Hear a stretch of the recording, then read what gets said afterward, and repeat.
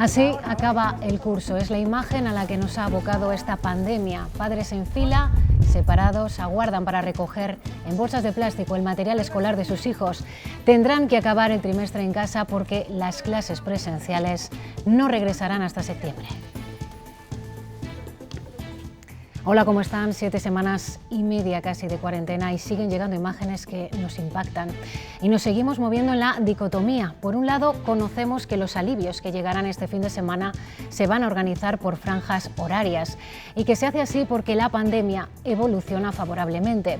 Pero también sabemos que sigue habiendo víctimas y contagios y que la economía ha caído en este trimestre como nunca antes. Un 5,2% se ha dejado el PIB y el dato solo recoge 15 días desde que se declarase el estado de alarma.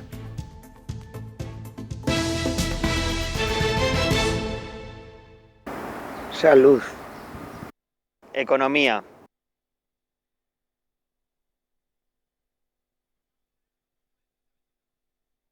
La salud, yo creo que es lo más importante, es lo primero y es por lo que todos nos hemos ido moviendo desde que empezó esta pandemia. Yo creo que no podemos perderlo de vista ni ponerla en segundo lugar.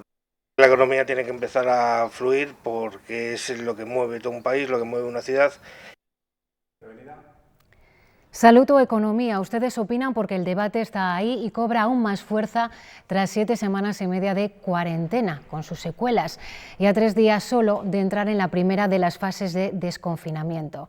Lo ideal, lo deseable, sería lograr el equilibrio entre ambas. Si eso no es posible, vamos a verlo. Olivia Guillén, hoy de entrada los datos que tenemos dicen que la cosa está bastante complicada. Así es, Alejandra, parece que va a ser bastante complicado conseguir ese equilibrio y lo vamos a ver con las cifras que hemos conocido en el día de hoy. En España, por ejemplo, tenemos en este momento 10.776 pacientes ingresados en las UCIs por coronavirus. Son 57 nuevos casos en las últimas 24 horas. Concretamente, aquí en Castilla y León hay 183 personas en las UCIs, 3 nuevos casos en el último día y tenemos a 12 personas que han sido dadas de alta también en el último día. En cuanto al PIB, ha sufrido en el último trimestre un descenso del 5,2%. Según el INE, se trata de la mayor caída en nuestro país desde la Guerra Civil y además debemos tener en cuenta que este periodo va desde el 1 de enero hasta el 31 de marzo, por lo que solo ha coincidido con 15 días de la cuarentena. Así que los datos de este segundo trimestre, Alejandra, podrían ser aún peores. Bueno, pues estos dos aspectos, gracias Olivia, salud y economía, tejen el relato de la actualidad hoy. Y por la salud vamos a empezar. Ya podemos confirmarles que el Gobierno va a regular por franjas horarias las salidas posibles desde este fin de semana, pero que tendremos que esperar hasta la tarde para saber exactamente qué horarios van a ser esos. Benjamín López, Congreso. Salvador Illa comparece en la Cámara. ¿Sabemos por qué se ha tomado esta decisión? ¿Qué tal, Alejandra? Buenas tardes. Pues el ministro lo ha justificado en un asunto de salud pública. No solo los niños necesitan salir a la calle, también los adultos, los ancianos, incluso los deportistas, pero todo eso hay que compaginarlo con el menor riesgo posible de contagio para la población. Por eso se van a establecer unas franjas horarias que el Gobierno iba a anunciar a las 11 de la mañana en una rueda de prensa del propio Illa en la Moncloa, pero que a última hora se anunció que se retrasaba hasta las 6 de la tarde. Así que habrá que esperar hasta ese momento para conocer los detalles, los horarios en los que unos y otros podremos empezar a salir a la calle a partir de este sábado. La práctica de actividad física y la reducción del sedentarismo son factores que mejoran la salud de las personas, previenen y mejoran el control de las enfermedades crónicas y, por tanto, la calidad de vida de la población. Las comunidades autónomas mantienen abierto otro debate con el Ministerio, si debe ser la provincia o una unidad menor como la zona de salud sobre la que se decida la desescalada. El Ministerio no se cierra a ello, pero pide que las comunidades le presenten un documento justificando el porqué. Ana Rayaces, Castilla y León ha presentado ya ese documento, puesto que su propuesta son las zonas básicas de salud. Hola, ¿qué tal? Buenas tardes. No, ese documento todavía se está ultimando y trabajando con los alcaldes de los diferentes municipios que van a jugar un papel importantísimo en esta nueva etapa. La desescalada, ha dicho el portavoz de la Junta, empezará por aquellas zonas básicas de salud sin casos en los últimos 14 días, que son cada vez más. Pueden verlas, de hecho, en el portal de transparencia de la Junta de Castilla y León. Desde la comunidad se defiende este modelo precisamente por la extensión y para no castigar más al medio rural.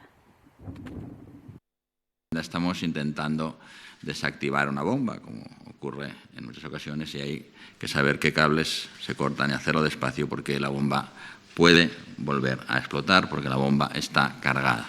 De hecho, hoy, lo comentará la consejera, seguimos teniendo casos nuevos y, por tanto, cualquier paso que diéramos que volviese a producir un incremento de la transmisión del virus sería una catástrofe. La responsabilidad tiene mucho que ver con que vayamos mejorando. Sobre este mapa de las zonas básicas de salud sin casos en los últimos 14 y 7 días, prepara Castilla y León la desescalada y ya trabaja con los alcaldes para ponerlo sobre papel. Creemos que eso es imprescindible y el Gobierno tiene que garantizarnos ese criterio a las comunidades autónomas, porque eso es defender el mundo rural, eso es una apuesta por las personas que viven en el mundo rural. El presidente de la Junta ha defendido ese criterio en el Senado y, aunque sus presidentes no han asistido, también lo defienden otras 6 comunidades autónomas de distinto signo, como Galicia o Valencia. Y desde luego, lo que está claro es que en muchos ámbitos sabemos perfectamente que la provincia no es el marco natural en la Comunidad Valenciana. Galicia no lo puede avalar. No lo puede avalar porque tiene serias lagunas de eficacia. ¿La provincia o las zonas básicas de salud? Ese es el debate. La capacidad de control es mucho mayor, porque además contamos con el compromiso también de las autoridades locales, con el compromiso de los centros de salud. La comunidad ya elabora 10 planes para 10 zonas básicas. El Ministerio es quien tiene que aprobarlo y advierte. El criterio que siempre debemos tener presente es que esa unidad territorial pueda ser fácilmente aislable en caso de que fuera necesario. Mañueco se ha quejado en el Senado también de la coordinación. Las comunidades autónomas nos enterábamos de las decisiones por la televisión el día antes de la conferencia de presidentes sin consultarnos ni escucharnos. Dice que no es suficiente solo con las conferencias telemáticas con el presidente del Gobierno. Cada día se detectan nuevos contagios, pero después de varias semanas confinados, la pregunta es ¿dónde se producen? Hoy se lo hemos preguntado a la consejera Ana Rayaces. La Junta va a analizar este tema. Sí, es la gran incógnita. ¿Dónde se está contagiando la gente a la hora de ir al supermercado o a trabajar, por ejemplo? Y esto se va a empezar a estudiar a partir de ahora. De hecho, en esta nueva etapa, los nuevos contagiados van a tener que responder a esa pregunta en una encuesta. ¿Dónde creen que pudieron infectarse? Por cierto, ya ha empezado a desarrollarse el estudio serológico que se va a desarrollar en toda España. Importante decir, van a tener que ser los participantes los que acudan a los centros de atención primaria para hacerse la prueba y no será el médico el que vaya a casa. Importante también recordar, será con cita previa y sin coste alguno. Aviso importante, va a haber una llamada previa. Segundo, les llamamos a la colaboración. Tercero, les pedimos precaución. Es decir, si alguien les dice que van a ir a su casa a hacerle un estudio y se presenta preparado, disfrazado con un EPI y dice que viene a hacer el estudio y nadie les ha llamado, que no abran la puerta y llamen al 112 o la policía porque es falso. Y si les dicen que esto tiene coste, no tiene ningún coste. Carlos Martínez, alcalde de Soria, vuelve a elevar el tono. Teme que la provincia no pueda cumplir con las fases de desescalada y por eso pide a la Junta más compromiso a la hora de contratar personal y conseguir medios para estar preparados ante un posible repunte de contagios. Nos han sacado del agujero la ayuda de defensa y del SAMUR con apenas una veintena de sanitarios. ¿De verdad que los recursos sanitarios de toda Castilla y León no pueden ser lo suficientemente mejor distribuidos de lo que están para que no volvamos a castigar a una provincia? ¿Nos tenemos que conformar en Soria con esa respuesta? Yo no.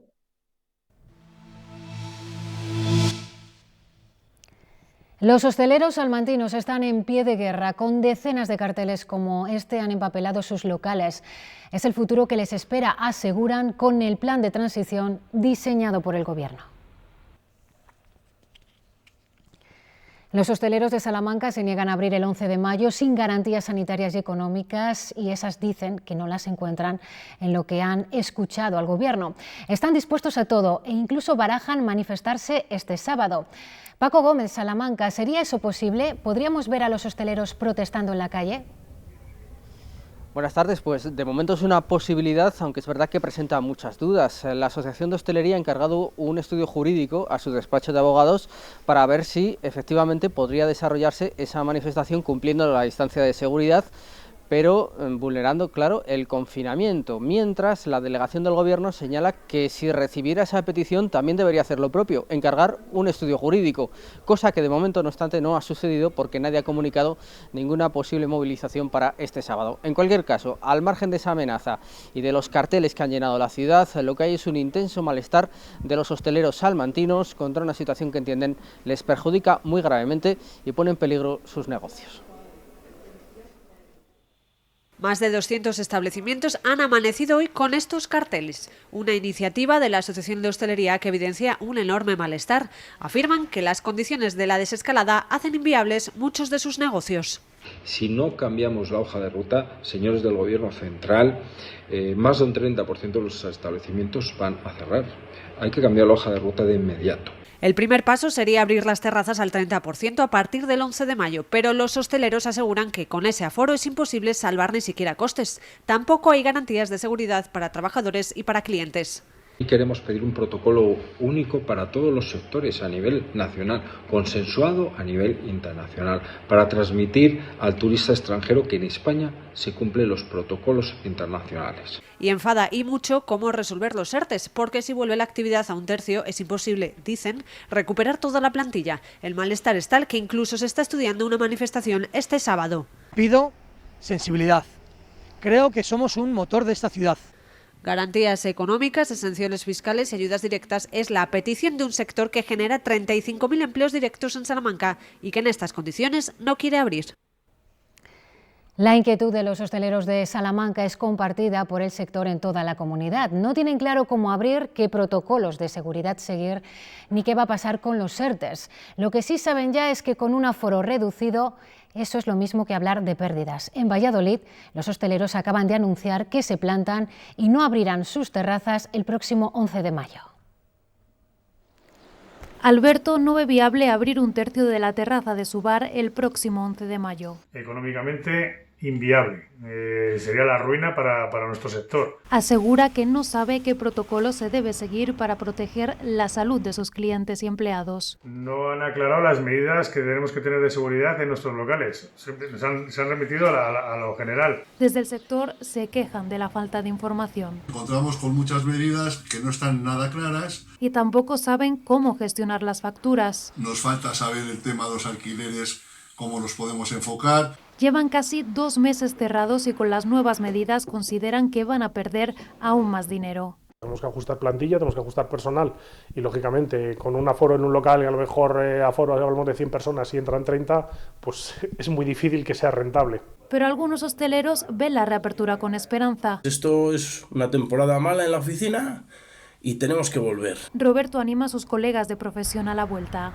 Cada uno que coja su calculadora y abra el garito cuando le cuadre, ¿vale? Pero que estemos todos, que no falte nadie. Para muy pronto volver a llenar los bares de historias.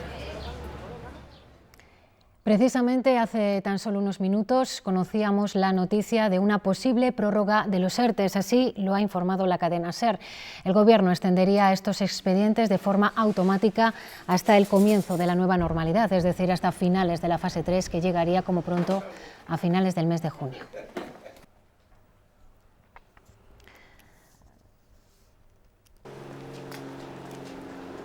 Mañana será 1 de mayo, un 1 de mayo atípico. No veremos manifestaciones en la calle, pero sí en Internet. Entre las reivindicaciones, los sindicatos han pedido un pacto para la recuperación en la comunidad, poniendo en valor el trabajo de las personas por encima de la maquinaria. Un elemento de avance de la humanidad es importantísima, pero se hace imprescindible el mundo del trabajo. Lo estamos viendo. Sin trabajadores esto no hubiera sido posible. Tenemos que aprovechar para que se produzca en la comunidad, pero también en el conjunto del Estado español, un cambio de modelo productivo.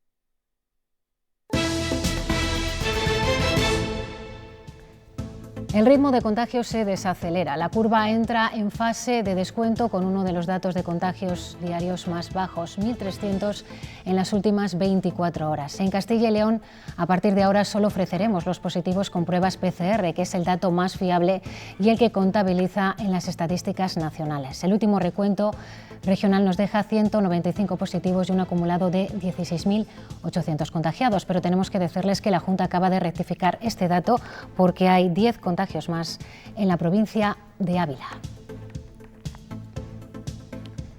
El número de fallecimientos en las últimas 24 horas es el más bajo desde el 20 de marzo, 268. Y además, en 3 comunidades no ha habido ningún deceso. No es el caso de Castilla y León, donde han muerto 18 personas en las últimas horas. Las altas hospitalarias también suben, más de 3.000 en toda España, 117 en Castilla y León. Ya es posible realizar las pruebas de detección del coronavirus en algunos centros privados de Castilla y León sin necesidad de prescripción médica. En Soria hemos visitado uno. Por aquí pasan particulares o trabajadores a punto de reincorporarse. El precio, dependiendo del tipo de prueba, está entre los 50 y los 150 euros. En este centro médico privado de Soria ya se realizan las pruebas de detección del coronavirus. Generalmente es el rápido el que más se está haciendo, desde personas mayores que tienen miedo, que eso quieren hacer, gente que hace trabajos a domicilio, pues no sé, pintores o cosas de este tipo. Aseguran que no han tenido problemas para conseguir los test, ni ninguna noticia de que pudieran ser requisados en esta fase de la crisis. Ayer me han dado alrededor de 20 y tantas, pero sí se han agotado en 2 días. Se han conseguido a través de la central del laboratorio que está en Zaragoza. Sí hubo una disposición de la Junta de Castilla y León en la que se obligaba a que en el plazo de 48 horas se comunicase el número de unidades de test que se tenía. Pero vamos, yo espero que hoy se reciban más. El coste de la prueba, eso sí, corre a cargo del paciente. La rápida, 50 euros, y el PCR, 150. Los precios están establecidos por el Estado, o sea que no se puede poner el precio que se quiera. Y ya hay varias pequeñas y medianas empresas que se han interesado por estas pruebas para realizárselas a sus empleados antes de reabrir sus negocios. Hacer más test ayudará a controlar a los asintomáticos. El sistema de salud, por su parte, empieza a replegarse allí donde se extendió para aliviar la tensión en los hospitales. En Aranda de Duero, en Burgos, se acaba de clausurar el hospital de campaña que ha estado funcionando durante un mes. Leticia Gutiérrez, ¿a cuántos pacientes se ha atendido allí?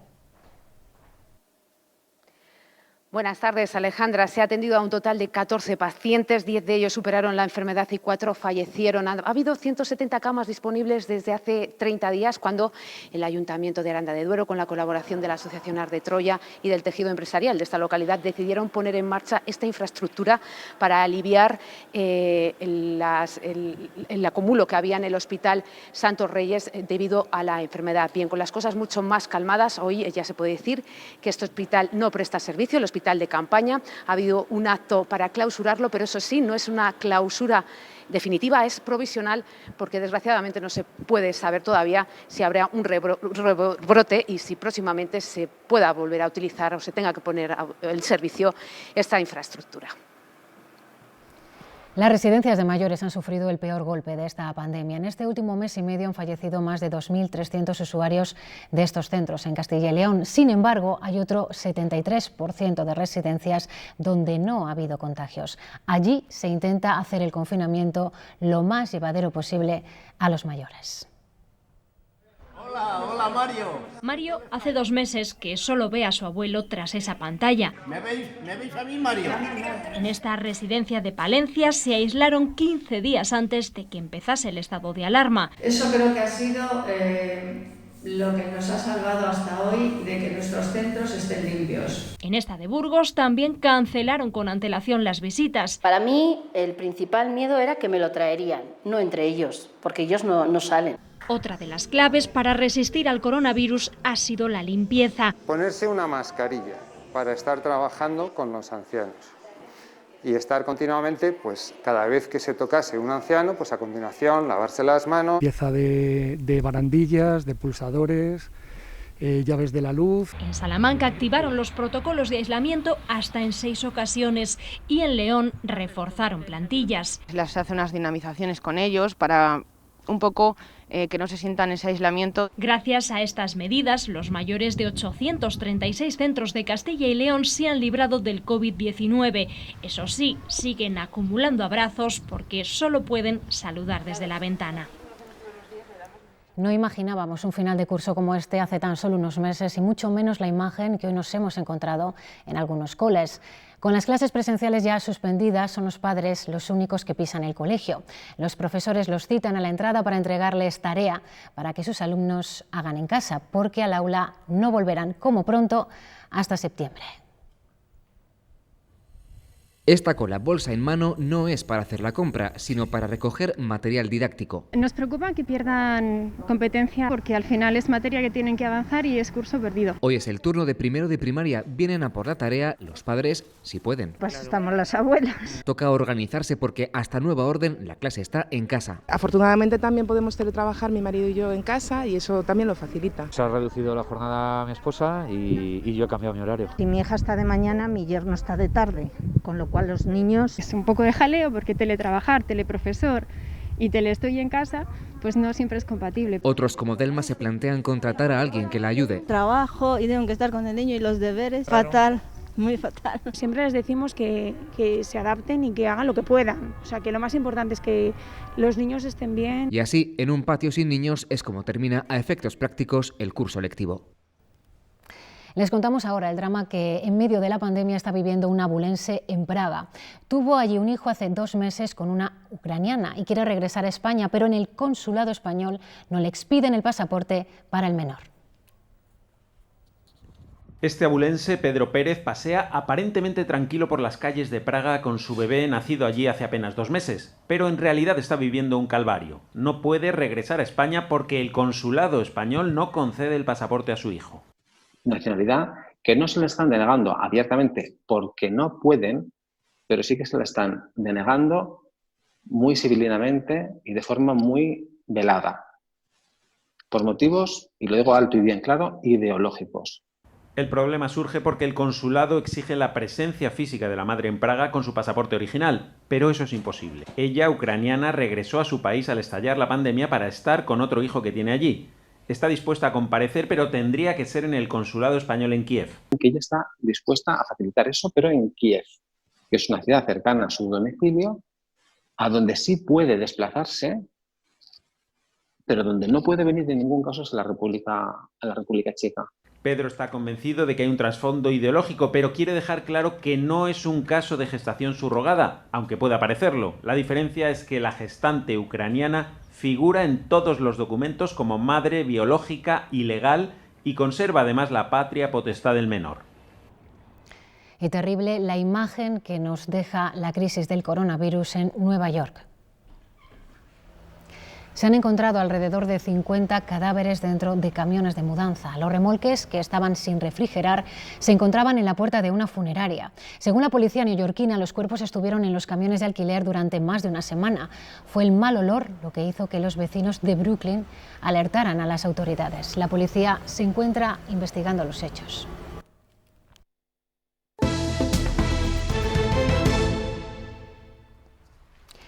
La policía denuncia a Mariano Rajoy por saltarse el confinamiento.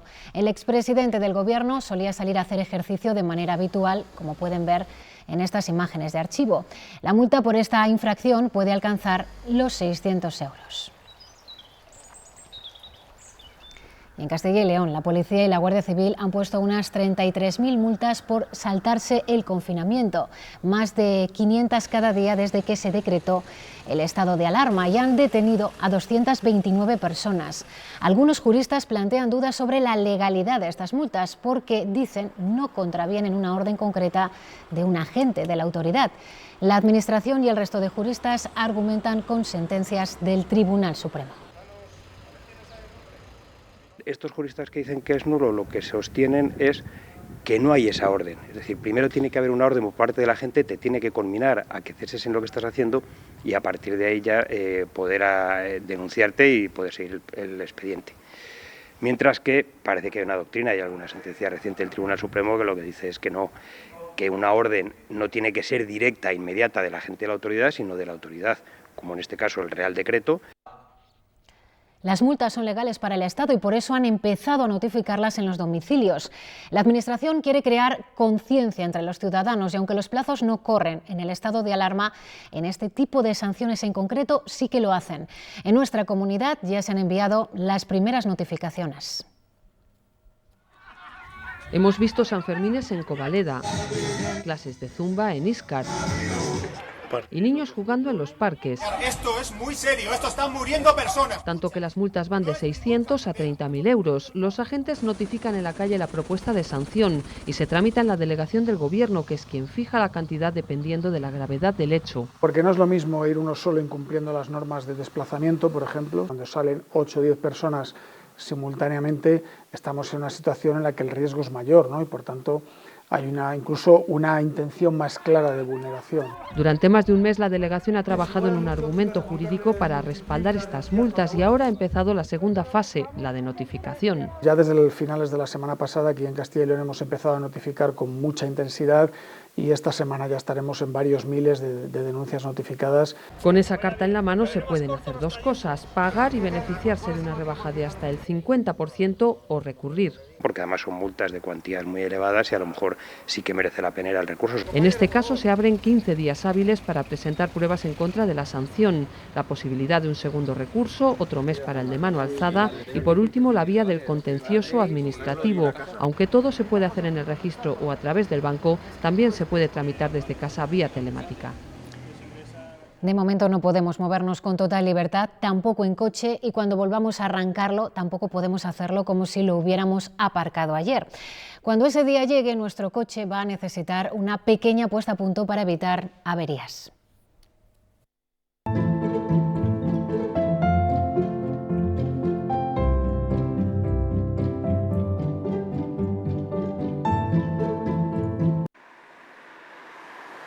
Solo podíamos coger el coche por motivos esenciales como ir a trabajar o para ir a comprar. Al final, entre unas cosas y otras, prácticamente podemos llegar a 2 meses con nuestros vehículos parados. Por eso es importante que antes de ponernos en marcha hagamos una pequeña revisión.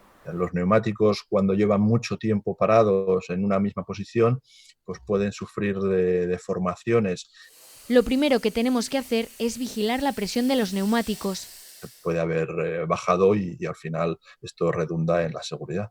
E intentar mover un poco las ruedas. Si se pudiera hacer cualquier pequeño movimiento para evitar que todo el peso caiga sobre una zona concreta del neumático, pues sería bueno. El sector del caucho ha visto reducida su actividad a la mitad en el último mes. Necesitamos cuanto antes que el usuario vuelva a comprar vehículos más seguros, más capaces. Piden más flexibilidad en la gestión de sus trabajadores y de sus recursos. La automoción es uno de los principales motores de la actividad económica en nuestro país.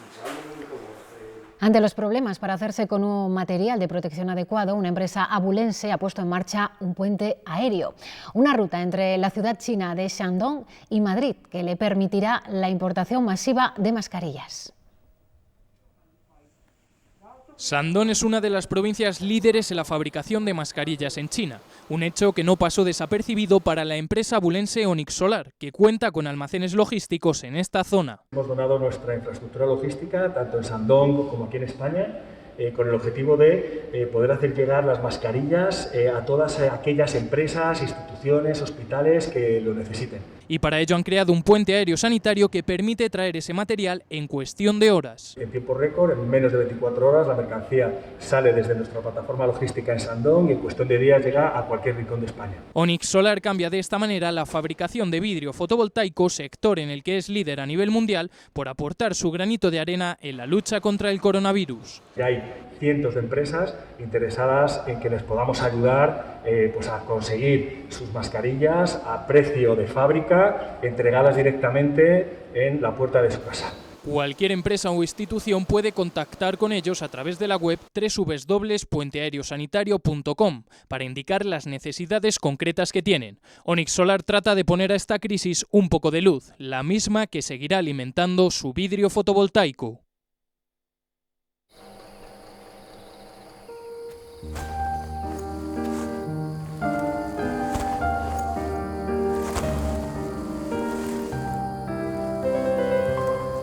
Dar el mejor descanso a las vacas es uno de los requisitos fundamentales para la obtención del certificado de bienestar animal. Y eso sucede en todas las granjas con las que trabajamos en Leche Pascual. Porque cuanto mejor esté la vaca, mejor será la leche. Leche Pascual de bienestar animal. Dar lo mejor. Los zoológicos están cerrados al público, pero cuidadores y veterinarios continúan trabajando porque los animales siguen teniendo las mismas necesidades. Hemos visitado Faunia en Madrid, donde procuran mantener todo listo para la reapertura.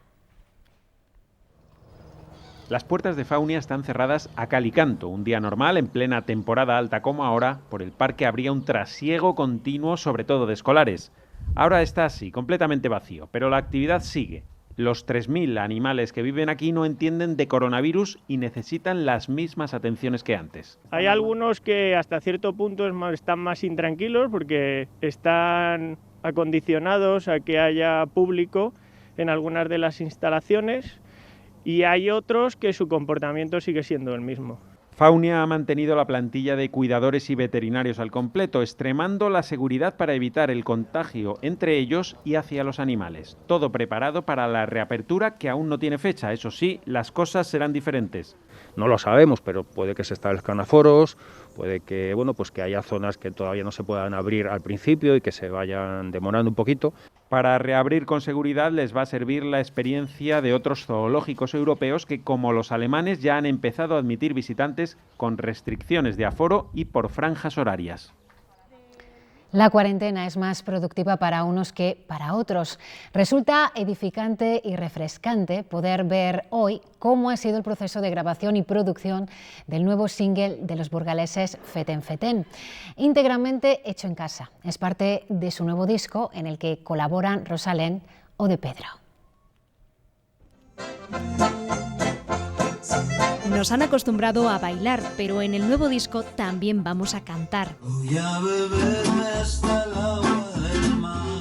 Ellos ponen el ritmo y una docena de artistas como Rosalén, Kevin Johansen o De Pedro, la voz. Nuestra música es instrumental, pero se basa en melodías cantables. Es un disco que pretende poner sobre el tapete lo grande que es la música popular. Cada uno graba su parte en Burgos y en Valladolid. Hemos pasado de estar 20 días girando y en una furgoneta a estar en casa. Entonces, con micrófonos y los instrumentos en casa, pues a fuego lento estamos haciendo los temas de este nuevo disco. Y en Buenos Aires enhebran letra y melodía. Hay mandolinas, banjo, stroviolín. Es una producción confinada y virtual. Uno envía una idea y luego espera ahí a ver cuando está escribiendo el otro, ¿no? A ver qué opina de la idea que tú has mandado.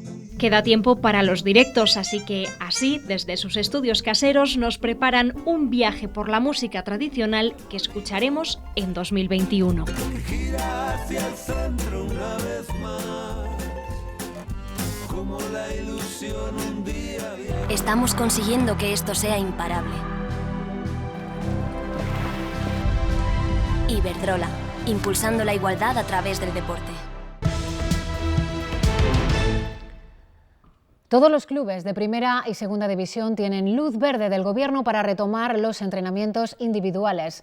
Fernando Escudero, buenas tardes. Ahora solo falta el visto bueno de Sanidad para poner en marcha el protocolo de la Liga. Unas medidas, buenas tardes Alejandra, muy exigentes que van a arrancar la próxima semana. Entre el martes día 5 y el jueves 7 de mayo, los 42 clubes profesionales van a someter a todos sus jugadores a los primeros test masivos.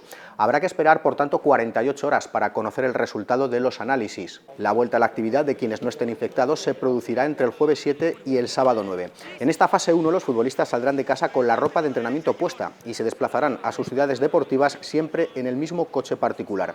Antes de acceder, serán desinfectados por los empleados del club. No podrán coincidir más de 6 jugadores en un mismo campo, ni más de 12 en toda la instalación. Al finalizar la sesión, el club les hará entrega de una bolsa cerrada con la ropa de entrenamiento para el día siguiente y se ducharán en sus respectivos domicilios. Según ha podido saber Castilla y León Televisión, la plantilla del Numancia ha rechazado por unanimidad la concentración extrema con la que arrancaría la fase 2, que obliga a todos los futbolistas a quedar confinados en hoteles o ciudades deportivas durante las 5 semanas previas al inicio de la competición. La Asociación de Médicos de Clubes de Fútbol llevan mucho tiempo trabajando en el protocolo sanitario que necesitarán implementar para la vuelta a la competición con el fin de garantizar la salud de los jugadores. En los primeros días habrá que someterles a diferentes pruebas. La primera, el famoso test para detectar posibles casos de coronavirus. Vamos a tener que hacer un test inicial de control para que la gente me entienda positivo o negativo, o sea, saber exactamente si son o no son portadores, y vamos a tener que hacer también un test serológico donde veamos qué tanto por ciento, digamos, de inmunidad tienen, o sea, cuánta respuesta inmunológica tienen hacia el virus. De los supuestos iniciales que preveían 3 semanas de inactividad nos hemos ido hasta 7, por lo que los reconocimientos médicos deberán ser más exhaustivos incluso que los del verano. Igual que hacemos en pretemporada y un reacondicionamiento del que también somos novatos, porque no habíamos tenido esta situación. Las publicaciones que hay hasta el momento con las que hemos estado trabajando pues no manejaban estos escenarios. Junto a los preparadores físicos, los médicos van a jugar un papel muy importante en el trabajo de readaptación para minimizar el riesgo de lesión, que va a ser muy elevado si finalmente se juegan partidos cada 3 días. El plan de transición anunciado por el Gobierno sí permite aplicar la fórmula elegida para acabar la Liga ACB. Los clubes son optimistas con los plazos estipulados para que el desenlace se produzca con garantías. 12 equipos en sede neutra. En teoría, el San Pablo Burgos podrá ejercitarse el 11 de mayo en grupo, con un máximo de 8 jugadores. Víctor Benítez se encuentra en Brasil y Art Clark en Estados Unidos. Sus regresos a España son una incógnita. Habrá que ver si tienen que pasar cierta cuarentena, si hay que hacerle ciertos tipos de test. Sí, habrá que ver cómo se pueden ir incorporando y sobre todo en qué plazos. Ahora que milito en la Segunda División B, no me siento menos profesional que antes. Por eso nos gustaría que nos diesen una solución y poder volver a nuestros trabajos lo antes posible, ya que muchas familias y empresas dependen de nuestro trabajo. Es la petición de Héctor Rodas, jugador de la Cultural Leonesa. Uno de los grandes problemas es el de los deportistas federados que no son profesionales. Por ejemplo, los futbolistas de tercera división de los clubes implicados en el play-off de ascenso. Zamora, Pablo Carretero, buenas tardes. Buenas tardes, pues aquí el Zamora Club de Fútbol, el líder del grupo octavo de la tercera división, es uno de los equipos con ERTE junto a la de Gimnástica Segoviana y por tanto está a la espera de la decisión de la Federación sobre el ascenso a Segunda División B. En principio lo que se plantea es un playoff entre los 4 primeros clasificados en campo neutral. Hasta entonces los preparadores solamente han recomendado a los jugadores que salgan a correr al aire libre en estos primeros días a partir del 2 de mayo. No podrán hacerlo hasta el 8 de junio en grupo en las instalaciones, una situación que no se daría en el caso de la Gimnástica Segoviana, que por el mayor número de contagios podría no tener estas instalaciones cedidas por el Ayuntamiento hasta más tarde. De fantasía, así pretende la NBA finalizar la temporada. How are ya? It's good to see ya. El parque temático de Disney World en Orlando es el mejor posicionado para reanudar la liga. El hecho de que sea un recinto privado facilita las condiciones de viabilidad. Actualmente está cerrado al público y además cuenta con todos los servicios básicos para llevar a cabo la organización que la NBA prevé. Pues así desde Orlando, y nos vamos a despedir. Ya saben que regresa la información a las 8:30 y que también pueden encontrar todas las noticias que han visto en nuestra página web. Que tengan una feliz tarde. Adiós.